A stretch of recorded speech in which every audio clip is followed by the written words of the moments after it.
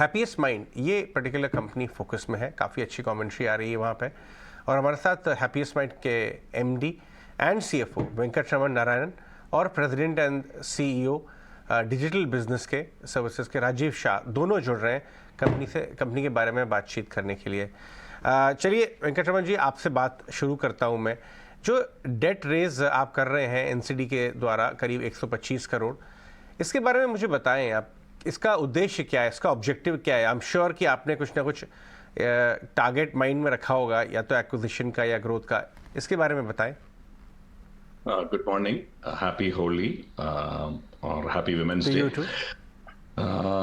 उसके साथ साथ हमारे ये एनसीडी जो रेस कर रहे हैं वो जनरल कॉर्पोरेट पर्पसेस के लिए ही रेस कर रहे हैं। हमारे अभी कैश बैलेंस हमारे बैलेंस शीट में 600 करोड़ के ऊपर है। उसमें से तकरीबन 80 करोड़ अभी जो एक्विजिशन किए हैं उसके लिए उपयोग किया है। Now what we are trying to do is we are trying to shore up our cash balances. तो ये वर्किंग कैपिटल और लॉन्ग टर्म एडवांसेस लोन्स उसके बैलेंस करने के लिए हम ये एनसीडी रेस कर रहे हैं मार्केट से। और आज की तारीख पे हमारे बुक में लोन उतना नहीं है, हमारा लिवरेज बहुत कम है।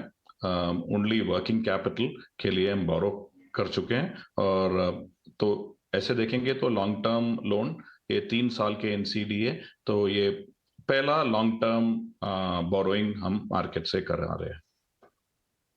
ठीक है, फेयर पॉइंट। आप शोर अप कर रहे हैं बैलेंस शीट को और उसमें जगह भी है लेवरेज बढ़ाने की, तो वो भी कर रहे हैं। आप एक बार ये बताएंगे कि इस पे आपकी कॉस्ट ऑफ कैपिटल क्या होने वाली है इस एनसीडी पे जो आप रेज कर रहे हैं?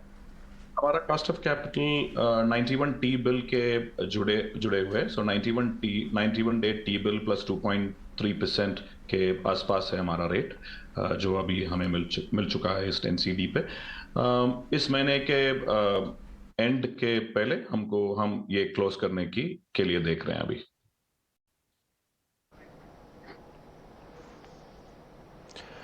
ठीक है मिस्टर शाह, मेरा सवाल अब आपसे है, क्योंकि आप मनी भी रेस कर रहे हैं और आपने ये भी बता दिया कि किस परसेंटेज पे है ये मनी कहीं एक्विजिशन में भी जा सकती है आगे चल के, कुछ पाइपलाइन में है सर? हाँ, सो हम लोग अभी आपने सुना होगा कि हमने अभी एक एक्विजिशन किया और एसएमआई का, which was in the health care space, अभी किया। बट जैसे वेंकट ने बताया कि this is just to we have cash on hand today as a company, this is just for the working capital. और एक्विजिशन का पाइपलाइन भी अच्छा है। I mean we keep getting lot of opportunities from the market.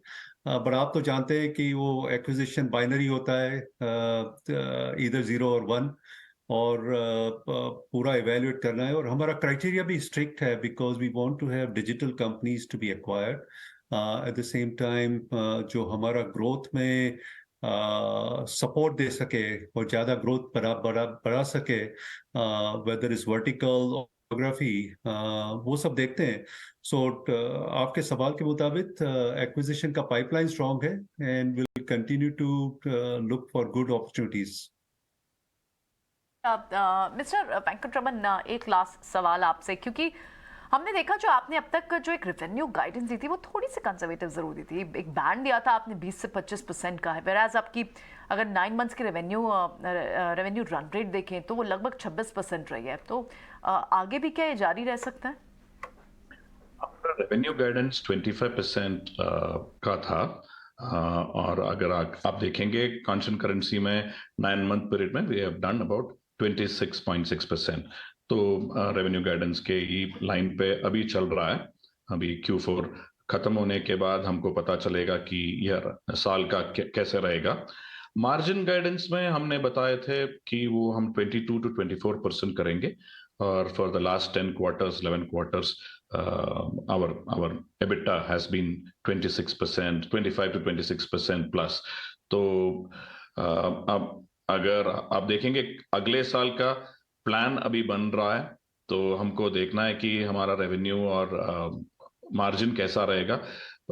Revenue के बारे में मैं बहुत कुछ नहीं बता सकता हूं, मगर मार्जिन के लिए we try to keep the range of 22 to 24 और target to do better than that.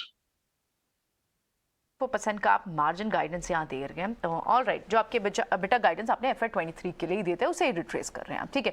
बहुत बहुत शुक्रिया मिस्टर वेंकटरमन और मिस्टर शाह, आज आपने समय दिया और ये सारी इंपॉर्टेंट डिटेल्स हमारे व्यूअर्स के साथ शेयर की। बहुत बहुत शुक्रिया आपका।